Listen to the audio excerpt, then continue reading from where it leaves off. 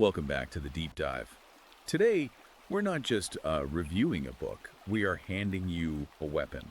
Or maybe, a shield. A shield feels right. Yeah, We're looking at a text that the author himself calls dangerous. he does. The preface literally opens with, "You're holding a dangerous book." Yeah. And he's not talking about, building bombs. He's talking about ideas, about the truth of what's happening to men. We are diving deep into microfeminism, petty misandry, and the death of masculinity by 1,000 Cuts by Conrad Riker. This is a heavy hitter. I mean, Riker isn't pulling any punches here at all. He's basically arguing there's an invisible war being waged against men. Right. And it's not with tanks or guns. It's with whispers, glances. What does he call it? The slow poisoning of language. Exactly. So if you're a man listening to this and you've ever felt that, quiet pressure at work or that invisible wall, like you're constantly being guilted just for existing, this deep dive is for you. Riker really wrote this for men who are tired of apologizing. And before we even get into the meat of this, because it is ultra long and incredibly incisive, we need to be clear. This book is essential. If what we talk about today resonates, you need to go to Amazon Kindle or Google Play Books right now and buy it. Seriously, pause this if you have to. Go buy Microfeminism. The content is, well, it's red pilling in a way few books really are. And while you're at it, please like and subscribe to the deep dive. We bring you the truths that other people are too scared to touch. Okay, so the title, Microfeminism. Right. We've all heard of microaggressions. They're usually weaponized against men. But Riker just flips the whole script. He really does. He defines microfeminism not as the feminism of the 1960s, legal equality, voting. Property rights, all that. Right. This is what he calls 1,000 tiny cuts. It's a sneer when a man speaks with authority. It's a job you don't get because of vibes. It's a joke that gets punished like a felony. It's this daily subtle grind that just bleeds masculinity dry. It's so interesting because when we hear about micro anything, it's always framed as something happening to a marginalized group. But Riker says, no, look at the guy in the corner office who's afraid to close his door. Exactly. It's about behavioral modification. The goal isn't just to annoy men, it's to condition them. And a huge part of this is language. He talks about linguistic inversion, and this part, this really blew my mind. Okay, let's dig into that. Linguistic inversion. What does that look like on a, Tuesday morning meeting? Well, he cites a Catalyst study, a major nonprofit, by the way, that shows if a woman displays dominance in the workplace, she's called assertive. It's positive, right? Leadership. Okay. But if a man does the exact same thing, He's aggressive. Wow. Or abrasive. Wow. It's the same behavior, the same tone, maybe even the same words. But the label shifts to penalize the man. And Riker says this is not an accident. It's about control. It's about creating a minefield where men have to constantly, self-censor. The example that stuck with me, and I think every guy in corporate America has felt this, is the story about the Google engineer. This one felt almost too real. oh, the circle back incident. Yeah, this is a classic example of what he calls purification. Right. So lay this out for us. Okay, so this engineer, he's in a meeting, standard tech environment. They're talking timelines, things are getting off track. And he says, let's circle back. Normal business talk. We've all said it. It's practically the motto of corporate America. Let's circle back. Take this offline. Totally. But he gets reprimanded. And why? Because a DEI officer in the room labeled it corporate manspeak. Corporate manspeak. I How is circling back a gendered term? That's the whole absurdity Riker points out. It's completely gender neutral. But under this new regime, the argument was that by, directing the conversation, he was asserting conversational dominance. He was oppressing people. So try to be efficient is now oppression if a man does it. If a man does it, yes. Riker's point is that the goal isn't clarity. It's purification. It's about making men linguistically neutered. If you can't speak without being afraid you'll be called an oppressor, you just stop speaking, you stop leading, you give up the floor. It's a silence tactic. It's like walking on eggshells made of dynamite. And then there's emotional labor. I hear this term everywhere now. It used to mean something about, service workers, didn't it? Yeah, exactly. Sociologists used it for flight attendants, waitresses, people paid to smile. But Riker shows how it's been weaponized in relationships as a kind of guilt tax on men. How does that work? Well, think about the double standard. A woman comes home, vents about her day for an hour, her boss, the commute, whatever, that's seen as processing. The man listens, and he's just, doing the bare minimum. Okay, but what if the man comes home and does the exact same thing? Then it's called dumping, or trauma dumping. Ah, right. I don't have the bandwidth for this right now. Precisely. When he vents, he's dumping on her. He's forcing her to perform unpaid emotional labor. So when she vents, it's necessary. When he vents, it's oppression. It makes men into emotional sponges who are never allowed to squeeze anything out. It's a total lose-lose. If you don't listen, you're insensitive. If you share your own stress, you're a burden. And Riker argues this isn't random. It is enforced by a very specific mechanism. He calls it the GSR machine. The covert GSR triad. Gossip, shame, rally. That sounds like a military tactic or, Yeah. I don't know, intelligence agency stuff. In a way, it is. It's a social control mechanism. Riker argues that since men usually deal in overt conflict, confrontation, debate, this system operates in the shadows where men aren't really equipped to fight.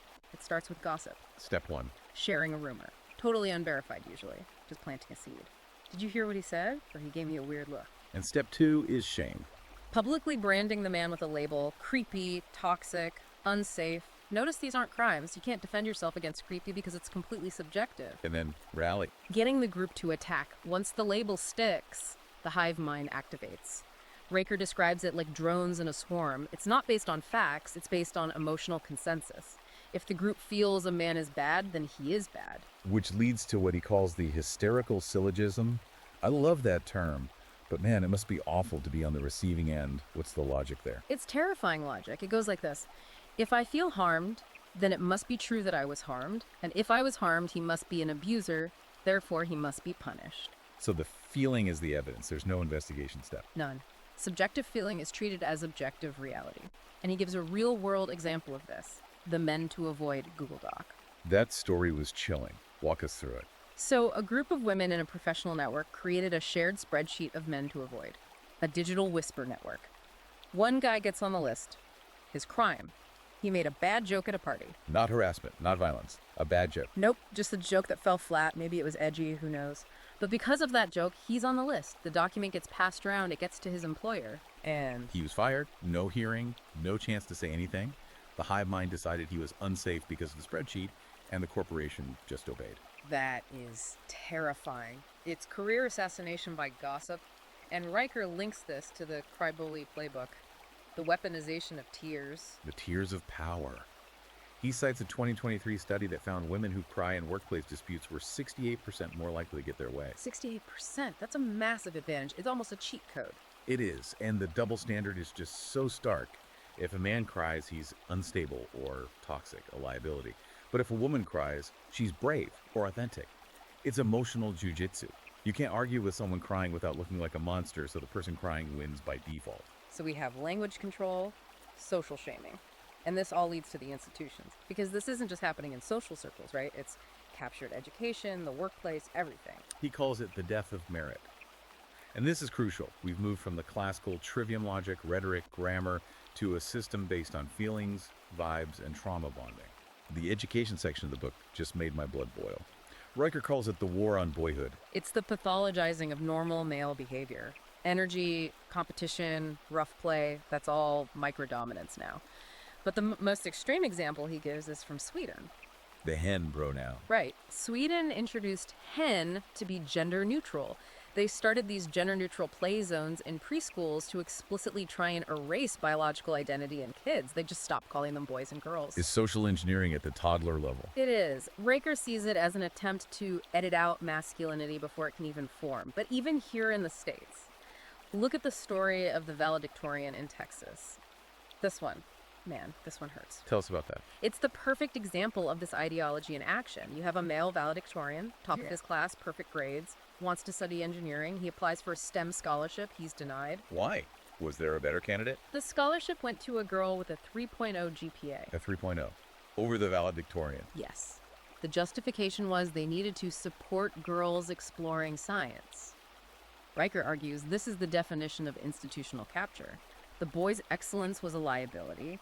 His gender was wrong. Her gender was her credential. Equity over excellence. And this is destroying competence. He talks about the workplace too. He describes HR as, what was it? The Inquisition with yoga mats. That is so good. The Inquisition with yoga mats. It's funny, but the consequences are like financial ruin. He tells the story of a tech startup, Lumina Systems. They hire a DEI team of gender studies majors. They spend $400,000 on inclusive language. 400 grand for a startup. Yep. And the result, co-deployment dropped by 32%.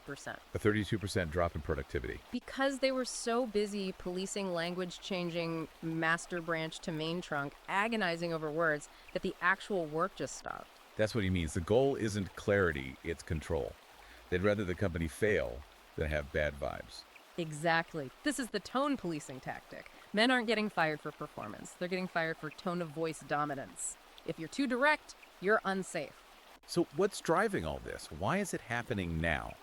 Riker gets into the psychology of it with his surrogate mothering hypothesis. This is one of the most fascinating and provocative parts of the book.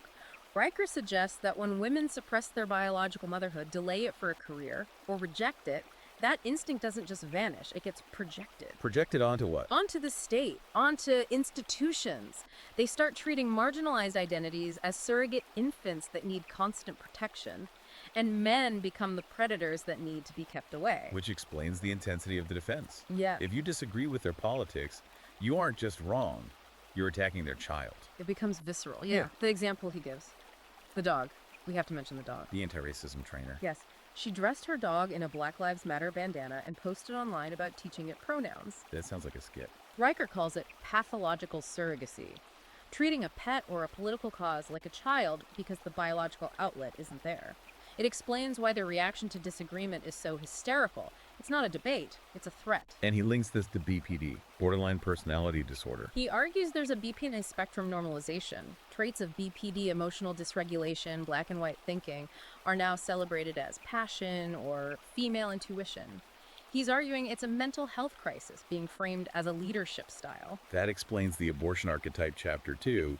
That was heavy. It was. He talks about abortion as a metaphysical declaration of sovereignty. He even mentions abortion NFTs. I couldn't believe that was real. Selling a digital image of an ultrasound as a collectible. It symbolizes the complete erasure of the father.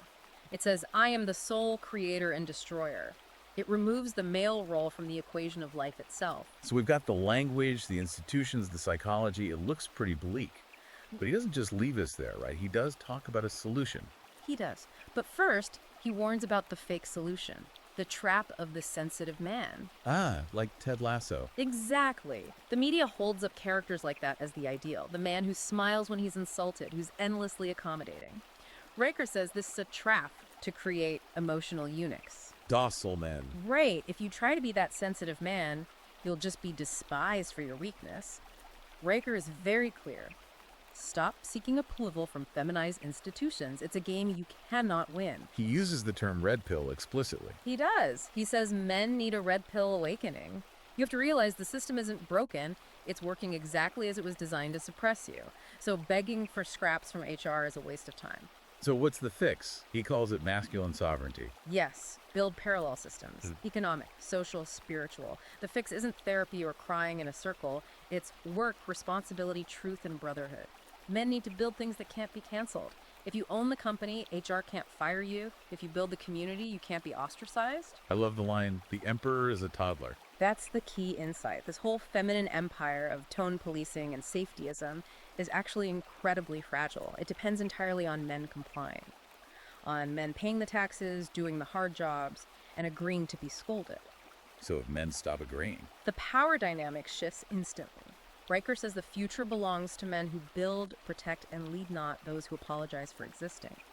It's a call for non-compliance, not fighting back, just walking away and building something better. That is a powerful message. It's not about fighting, it's about transcending. Man, what a deep dive. This book connects all the dots, from the HR meeting to the classroom to the culture war. It's all one system. It really is. And again, we've only scratched the surface. The book is packed with data, citations, stories we didn't even get to. Which brings us back to the most important point. If you're listening to this and you're nodding your head, you need to read the full text. This isn't just a book. It's a manual for the matrix you're living in. Go to Amazon Kindle. Go to Google Play Books. Buy Microfeminism by Conrad Riker. You have to support this kind of truth-telling because you know the mainstream is trying to bury it. And follow the author. He's on Twitter or X at Conrad Riker. And his Substack is conradriker.substack.com. Get on his list. Don't let the algorithm hide this stuff from you. The book really leaves us with a final challenge. You can either keep your head down and hope the GSR machine doesn't find you, or you can see the matrix and refuse to bow down. The choice is yours.